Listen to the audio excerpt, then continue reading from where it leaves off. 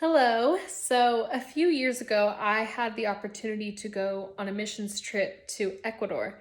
And growing up, I kind of always thought that I had a good understanding of different cultures, but I had never actually been to another country. So going to Ecuador was a huge culture shock. It definitely opened my eyes up to a lot of things I didn't even know or understand. So when we first got there, we landed in the city Quito, and then we drove deeper into the jungle to this small town called Misawai. And this town was super, super poor.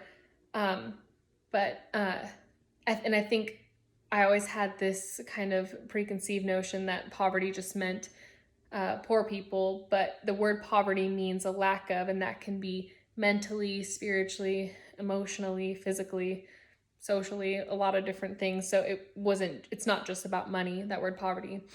Um, so kind of with that false understanding, I think I went into the trip just kind of like, oh, these people need us, like, but they're completely fine. They don't need a group of Americans to continue on living. I mean, yeah, it was kind of a small-minded thought to have going into the trip. But so we got to go to different outreaches with different age groups of kids, like from 5 to 17. And a bunch of them, when we first got there, ran over and they handed us a bunch of gifts. And this little boy, he gave me this carved bird, which is super important and dear to my heart because it reminds me of the whole trip and experience and kind of everything I learned when I went there.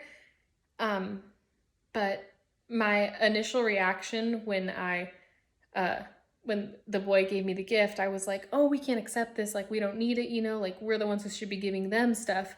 But in that moment, I was kind of robbing this little boy the gift of giving. And it was a cool moment for me to reflect and humble myself. Like, no, like, I'm like totally okay to receive this. Like, he made it with his own hands and he wants me to have this gift.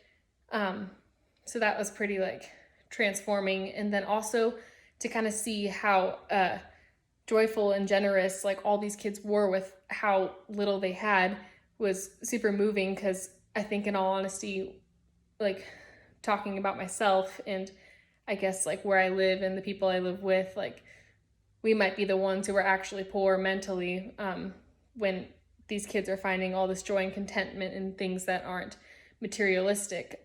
So those were two huge things that I learned there, and this bird reminds me of that all the time. So I think I would encourage you guys to kind of find joy and contentment in something that transcends your circumstances, and to never rob people from the gift of giving. Always allow people to give you stuff, be on the receiving end of things at times. Yeah, so thank you so much for listening. Bye.